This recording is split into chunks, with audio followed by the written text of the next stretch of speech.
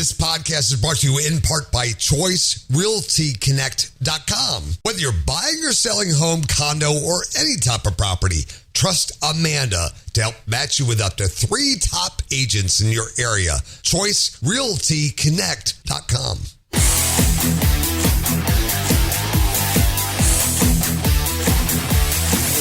Hey, all you rock stars from Washington, D.C. This is the Mark on the Money podcast, episode 128.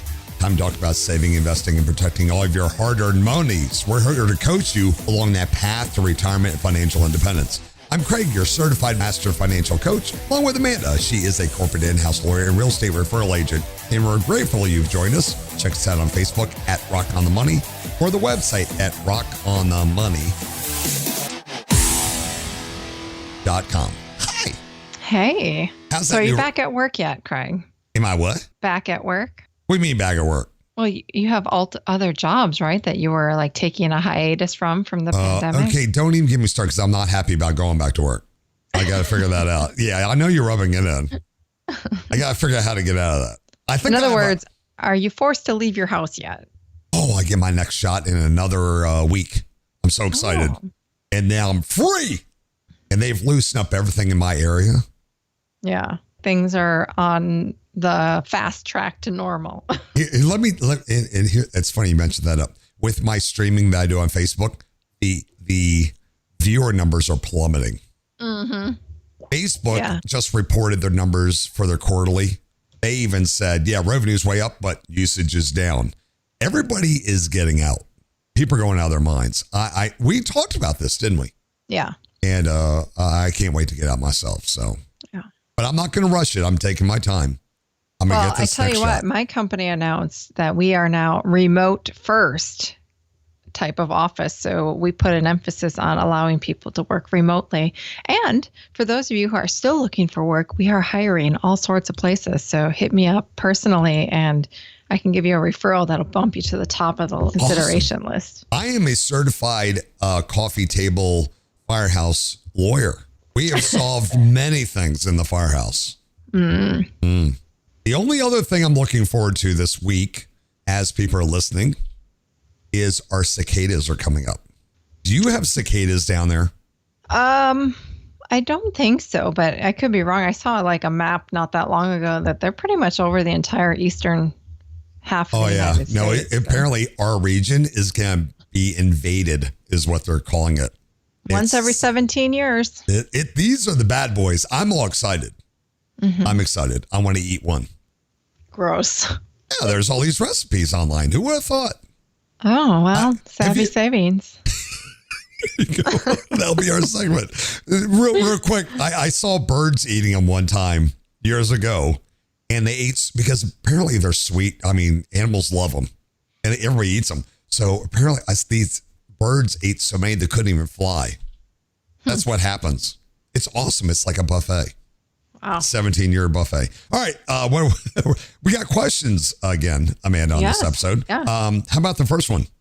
Okay. I appreciate all of the budgeting advice your podcast has provided. I do have a question. How do I determine how much I need for retirement? That sounds like a budget question. Maybe I should have read it for you. It sounds like it's not a budget question. Sounds like it's projecting for a retirement question. Yeah, we kind of answered this on the last episode. That's probably why they're asking it, because we keep talking about you need to know your number. Mm-hmm. So it really comes down to what kind of lifestyle you want. How much do you plan to spend? What does it take to live with some extras so you can do the other extra activities? Everybody's number is going to be different. So you need to figure that out. And without a budget, there's no way you're going to be able to figure this out. People will guesstimate. Yeah, and so I think you can use the word budget loosely here. Very loosely, yeah. But it's a projection. Yeah, you need a ballpark. Like I think about it, if I were to retire today, how much of my income would I need to replace to continue to live? You couldn't retire, by the way. What? You could not retire. Probably not. No, I can't. I can't like even me. stop doing work when I come immediately out of anesthesia from. Amanda, you're a machine. But if you were to work, how are you approaching this? So I think about it, well, I look at how do I live today and how much income do I need to live the lifestyle I want to live today? And is that the same type of lifestyle that I foresee myself in retirement? So if I look at my lifestyle now and I'm like, no, you know what? I would like to travel more. I'm going to need to add some money for travel. And I say, well, but I also expect to have my mortgage paid off because I have a plan for that. Then I can subtract that. So it might just be a wash, the travel and the mortgage, right? Right. So then I think, well, how much money do I need on an annual basis for that to happen? Is it going to be 100% of my income I have today? So do I need like to replace my full salary? I look at that, and then our rule is you draw down 4% per year, right? Right. So my annual salary can only be 4% of the total bucket of money I have in retirement. And we don't like to include Social Security as our little thing. I don't look at it at all. I don't either. It has to be your money. Right. So if I just use a really, really easy numbers here, if I have a $40,000 salary, annual salary right now, and I expect that I'm going to need to replace 100% of my income, so $40,000, then I need $1 million in retirement funds. And that's the easy numbers there is for every 40,000 that you need, it's $1 million. Yeah, and that's what we use around here. That's we always use that example. So if I want $120,000 a year, then I need $3 million. $3 million on average. Because 120 divided by 40 is 3. Oof. So those are rough numbers. Right. Obviously, it's not taking into account inflation, so that can change things too. It's not taking into account changing tax laws. So of course, there's going to be a difference on whether or not you have Roth money versus traditional money. But a good rough estimate is to take the 40,000 for every million. And where you're living, because that's a huge draw on your money. Yeah. So if you expect to move to a different area, what's the cost of living in that area? That's going to impact what your annual estimated budget would be. Yeah. So if you don't have a ton of money saved up and you live in Washington, D.C. or San Francisco, it's probably a good idea to move because you can move anywhere around the world in the country away from the most expensive areas and dramatically reduce your cost of living. And increase your quality of life. Absolutely. Then all of a sudden you do have money available. But if you're dumping it all in taxes and higher prices for food and everything, you can easily adjust. You just have to move. And that one thing you can will change your income dramatically. Yeah. You need $1 million for every 40,000. Yeah, that's how you keep it simple. Yeah, very simple. And it works. It's rough enough. Yeah. Yeah. It gives you an idea of how you need to start working on your investing. Question 2. Yeah. But that's important because I think a lot of people are like, oh, $1 million is lots of money. No, it's not. I'm going to be fine. But then if you think, well, but that's only $40,000 a year. I shouldn't say only. That's a good amount of money. But if that's not where your current standard of living is, then you have to reframe and think again. Like if you're used to making 6 figures and suddenly you can only draw down 40% of that, that's a big lifestyle shift. Oh, yeah. That money will last you 20, 30 years. Even in bad markets, it will last you 20, 30 years. Now, if we have a bunch of good markets, it could last longer, but you don't know. That's why we say 40,000. Yeah. All right. Question 2. Hi, all. I'm still new and trying to learn. I'm a 33-year-old self-employed nail tech. I am late to the game and would like to get started on the right foot. I started a Roth IRA and contributed my max $6,000 this year. I only have mortgage debt and see that I am supposed to be investing 15%. Without having a 401k, what are some other ways I would be able to invest towards my retirement? Have I started too late? So I don't think she started too late. There's plenty of time to catch up at 33. I mean, I didn't even start till I was about 33. I think a lot of people, it settles in when they turn 30. It's like, oh, I'm an adult. I got to do something here. I mean, obviously, the sooner you start, the better. But 33 still gives you plenty of wiggle room to make Absolutely. for lost time, especially if you're maxing things out and contributing as much as you can at this point. And real quick to add on, they only have mortgage debt. I'm assuming they're not leaving out the car and everything else. So actually they're on baby step 4, 5, and 6, which is really good, actually. So the Roth IRA, great job getting that opened up and maxing that out. You should speak to your tax professional. Remember, I've said again and again that everyone needs to make best buddies with their tax professionals.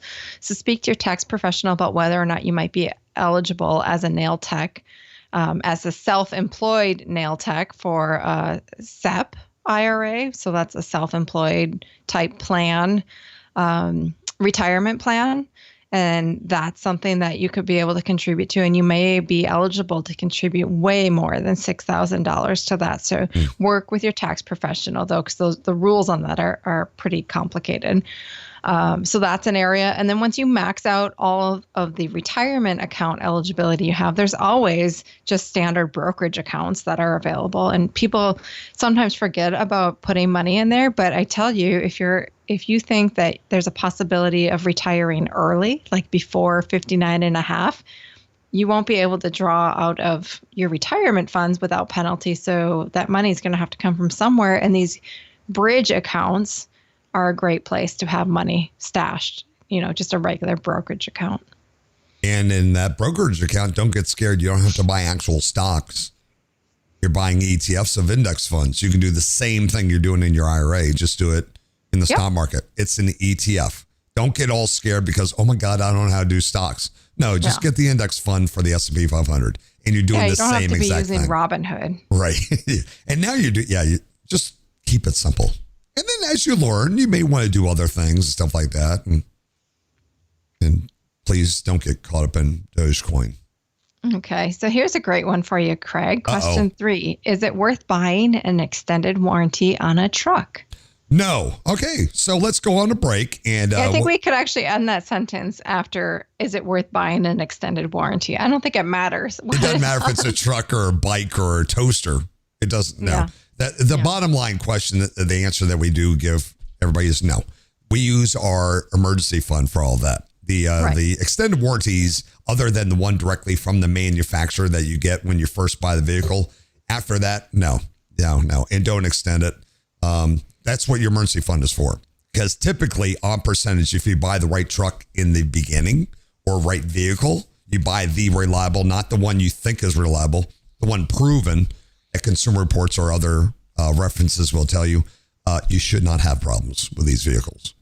Now, if you buy something you know is going to have issues, I'm not going to bring up any brands, but a Jeep just popped in my head, and there's transmission problems, and you went and bought it anyway, well, you got to know, hey, down the line, I'm probably going to have a transmission problem. It would be no different, Amanda, if I bought a breed of dog, like a Doberman. No, not Doberman, a Dalmatian. Who was known to be blind, that blindness and stuff like that. I may have medical issues, or you have an English bulldog. I do, yeah. And they have known issues. So when you buy an English bulldog, hey, I probably have to have a better emergency fund or something to take care of that, right? I have to have a separate Roscoe emergency fund. Yeah, a Roscoe, but that makes sense, right? Last year was rough. Knock on wood, so far this year has been good, but last year was very, very heavy dipping into that fund. Yeah. Well, even goes back to a vehicle. If you're buying a vehicle, you may want it. Doesn't mean it's reliable. Yeah. I really want an English bulldog. Doesn't mean that he's not going to I want people to really put more thought into their vehicles when they buy them. Don't buy what looks cutesy and stuff like that. Like there's a brand new Ford Bronco coming out. Everybody's freaking out about this Bronco. It's so ugly. I don't know. But why would you buy a first generation vehicle that's never been out before? With no testing, nothing about this, but you're buying it because you want it. And number one, we don't buy new vehicles. But number two, people are ordering them on websites. We haven't even seen this thing yet, but they're ordering them. But buy used, but buy reliable. And what we find, we went through the top 10 list of vehicles, and I think almost all of them were Toyota and Lexus in that top 10 Consumer Reports. Right. Let's take a quick break, and we'll be back right after this. You're listening to Rock on the Money.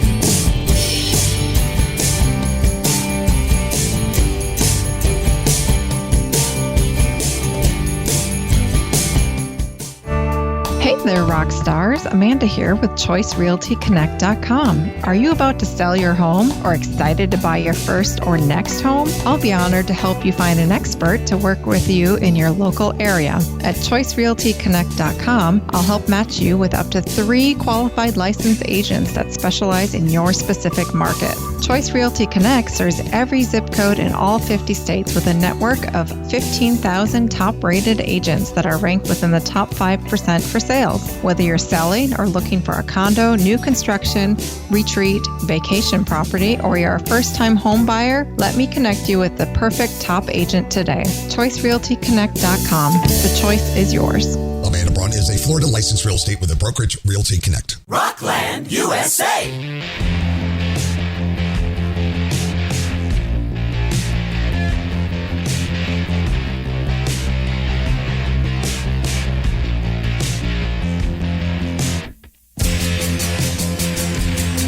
Welcome back to Rock on the Money. Check us out on our Facebook page. Hit the follow, hit the bell to be notified because we're going to be doing live streams, Amanda. Yeah. I have no idea what we're going to do. I heard. I'm setting it up because when you do live streams, you have to put all these alerts and stuff on there, and we're trying to get to 10,000 followers on that. That way, we can do more things with you, and we'll do. I'm trying to figure out when to do that. I want to keep a schedule, like maybe.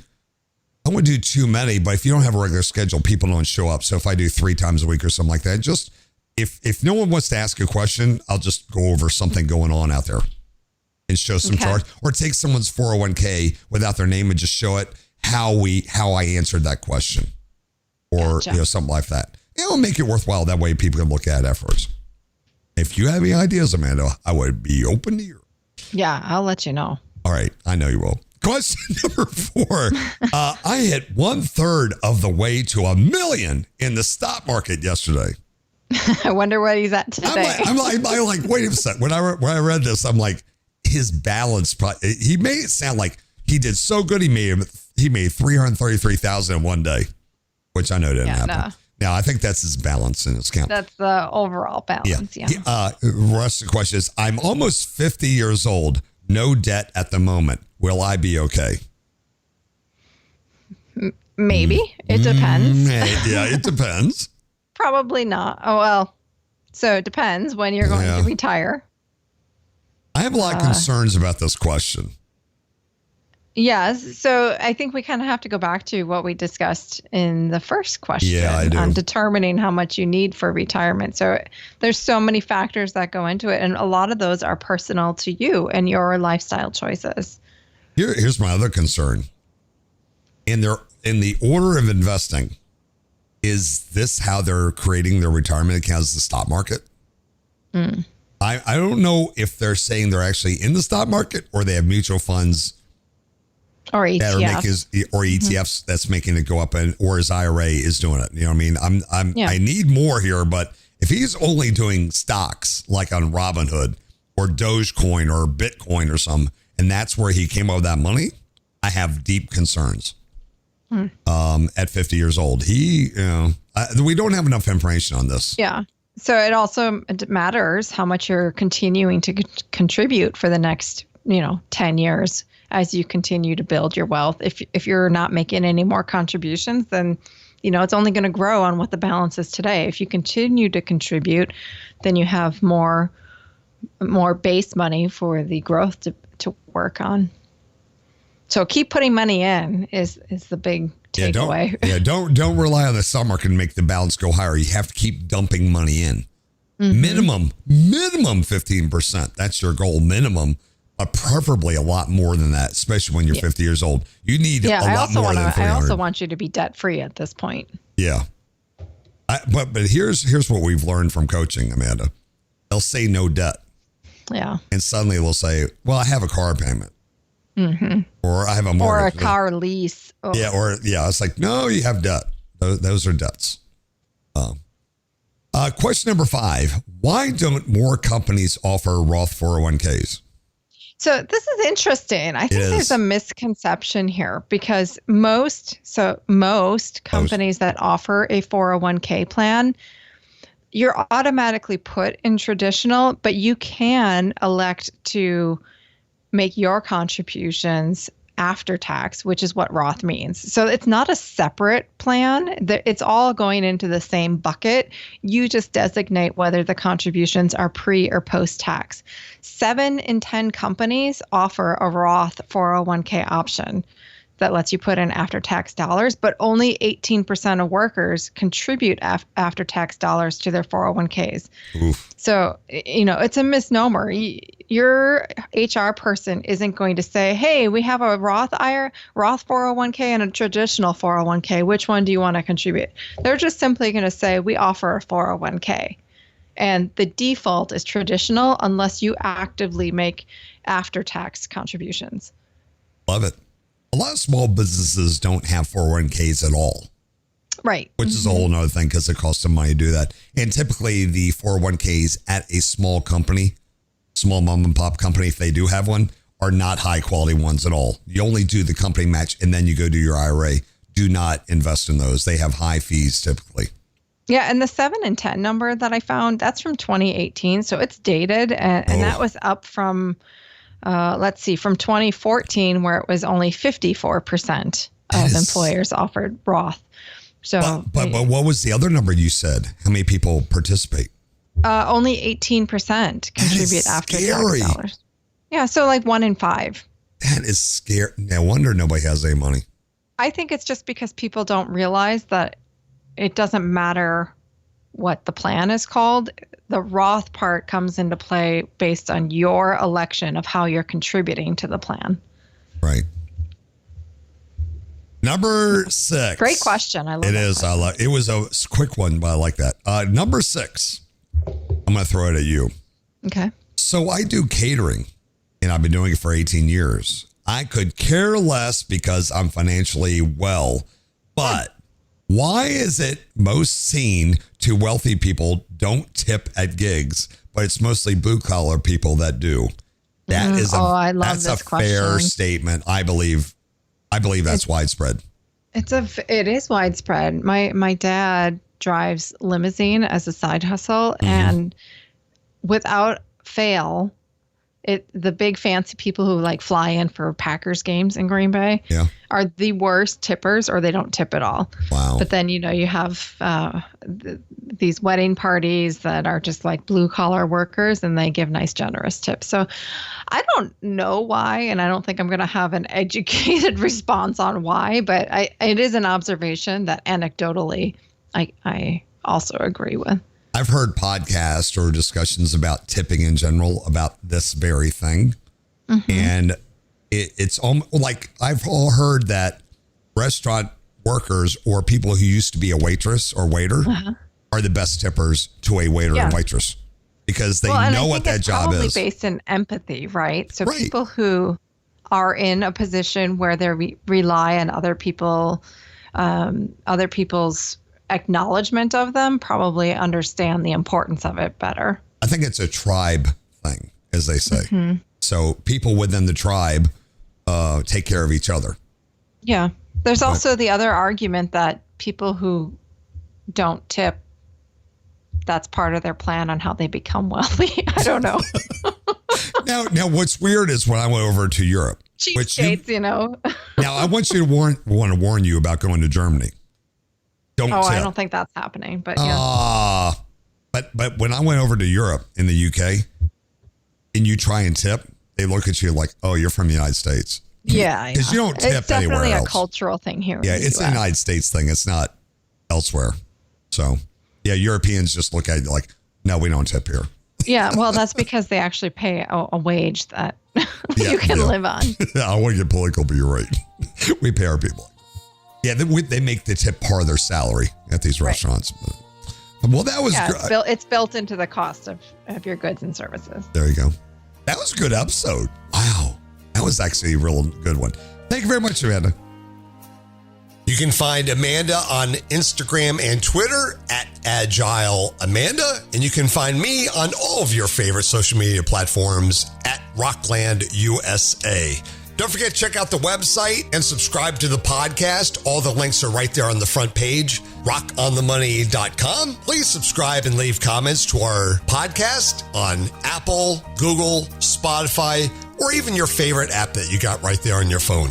Those help us out a lot. If you're ever looking for a specific topic or content that we've produced over time, just go to the website and in the search bar, just type in your topic, be it 401k, stimulus check, or anything, and everything comes right up for you. We have so much gratitude that you've taken the time out of your day to listen to our podcast while you're walking, driving, traveling, or whatever you're doing. Please send us an email. Let us know how you're doing out there. podcast@rocklandusa.com. So long, everybody. Thank you very much again. We'll see you again next time. America's Rockland, USA. All opinions expressed by the host are solely their own and do not reflect the views of any company, affiliates, or advertisers. Investments or strategies mentioned in the show may not be suitable for you. Before acting on any information in the show, you should consider whether it is suitable for your particular circumstances and strongly consider seeking advice from your own financial or investment advisor.